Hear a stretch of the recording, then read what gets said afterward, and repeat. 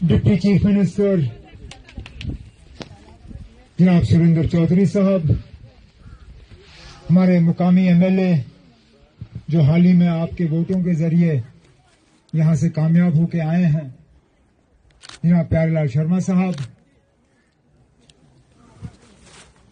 Administration के हमारे DC साहब, एसपी साहब, आज हमारे स्टेट सेक्रेटरी, हमारे स्कूल के प्रिंसिपल, यहां जमा हुए भाइयों, बुजुर्गों, नौजवान साथियों, आप सबको मेरे तरफ से अस्सलाम वालेकुम और आदाब।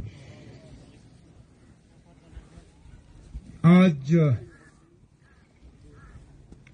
ना कोई सियासत करने का मौका है, ना कोई लंबी बात। इस इलाके में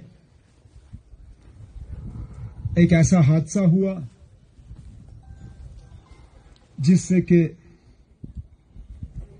कई सारे घर जो हैं वो तबाह और बर्बाद हुए। अफसोस की बात यह है कि ये पहली मर्तबा नहीं है, ये होता रहता है। हम नए सिरे से बसाते हैं, कुछ साल निकल जाते हैं और फिर हो जाता है। अफसोस की बात यह भी है कि बाकी जगहों में हम 21वीं सदी की बात करते हैं, यहां पे तो कभी कभी लगता है कि हम 20वीं सदी तक भी नहीं पहुंचे। यहां मोबाइल सिर्फ कैमरा के लिए है, क्योंकि इस मोबाइल के जरिए बात नहीं होती। और ये टावर कंपनी वाले भी हमारे साथ मजाक करते हैं, क्योंकि फोन पे तो वो जो सिग्नल का वो निशान होता है वो तो भरा हुआ है। एक लाइन नहीं, 2 लाइन नहीं, 5 के 5 लाइन फोन पे मुझे दिखे। लेकिन जब मैंने फोन इस्तेमाल करने की कोशिश की तो पीछे से मुझे कहा, ना ये तो सिर्फ दिखावा है, इसमें करंट नहीं है। यहां आग लगी, अनंतनाग से हमें फायर सर्विसेज की गाड़ी मंगवानी पड़ी। 6.5 घंटे लगे उस गाड़ी को यहां पहुंचते हुए।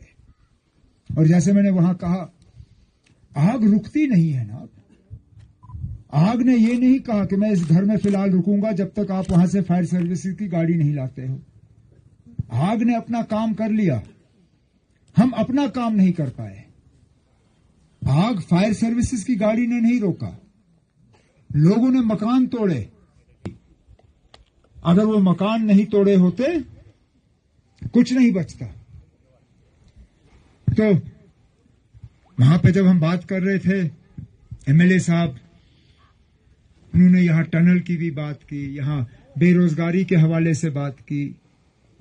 लेकिन मैंने कहा ना, जहां तबाही हुई है उन लोगों के जख्मों पे हम मरहम लगाएं, उन्हें हम ऊपर उठाएं, उन्हें हम दोबारा बसाएं, जो हम करेंगे।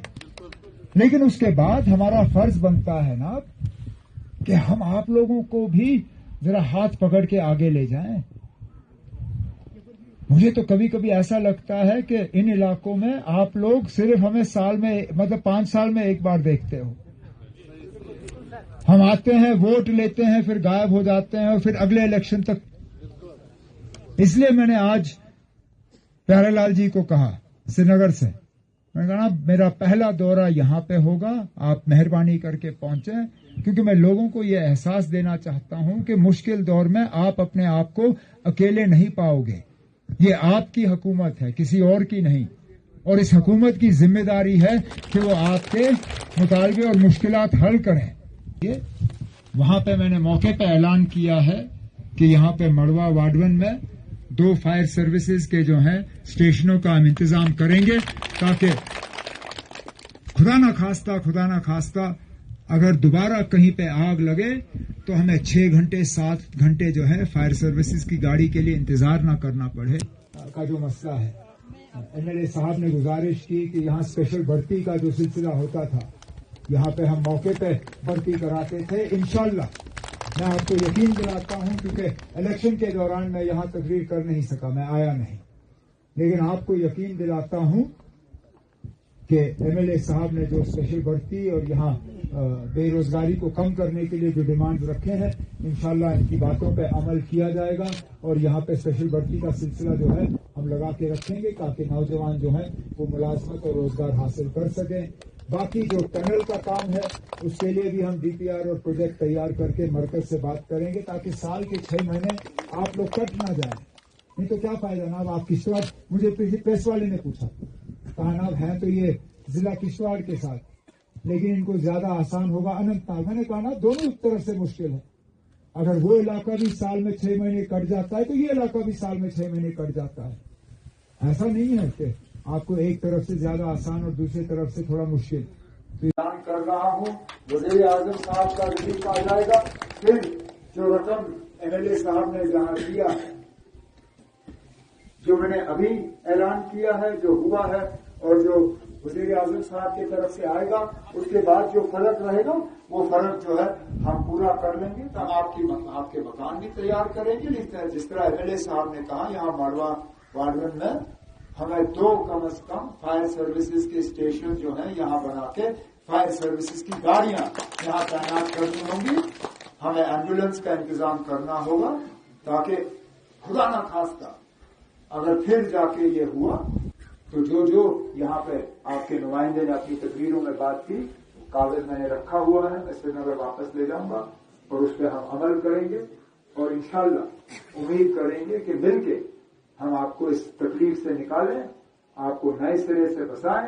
اور جو پھر لمبی باتیں ہوئی اسپیشل ریکروٹمنٹ کی, یہاں پہ ملازمت کی, یہاں پہ ٹنل کی, باقی چیزوں کی, میں نے کہتا ہوں اس خوبصورت وادی میں اگر یہ ٹنل بنے تو ٹورزم کا جو یہاں پہ دباؤ ہوگا آپ لوگ سرکاری ملازمت ڈھونڈو گے بھی نہیں. اور انشاءاللہ میں آپ کو یقین دلاتا ہوں کہ ان سب چیزوں کے لیے ہم پروجیکٹ تیار کریں گے. پروجیکٹ ہم دلی بھیج کے ان کے ساتھ بات کر کے آپ کو ان 5 سال میں ہم جوڑنے کا کام اور آپ کے مطالبے حل کرنے کا کام کریں گے لیکن فوری طور ہوں گے.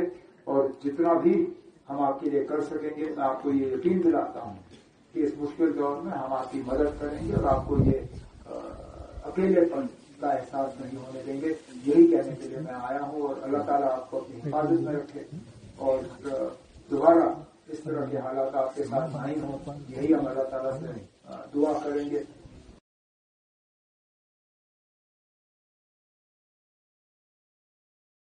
جو بھی آپ کے مطالبے اور مشکلات ہیں موقع پہ ہم اعلان کر کے ان کو حل کر کے آپ کو دے دیں گے. یہی میں آپ کو اور آپ کے MLA صاحب کو یہاں یقین دینے آیا ہوں کہ یہ حکومت آپ کی ہے. ہم آپ کے امیدوں کے برابر جو ہے کام کریں گے اور انشاءاللہ میں امید کرتا ہوں کہ جلدی مجھے دوبارہ واپس آ کے اسی طرح آپ سبوں سے ملاقات کا موقع حاصل ہوگا. شکریہ.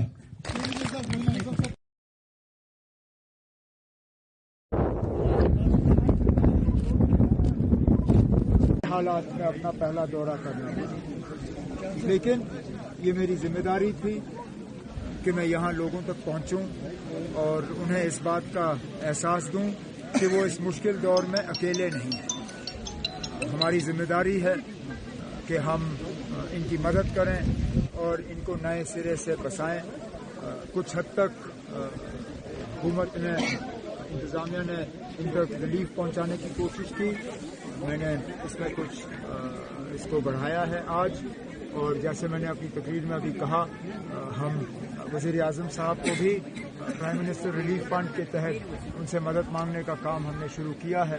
امید کر رہے ہیں کہ وزیر اعظم کے ریلیف فنڈ سے بھی یہاں لوگوں کو تھوڑا سا ایک حصہ ملے گا اور جو باقی بچا ہوا ہے وہ ہم پورا کر دیں گے.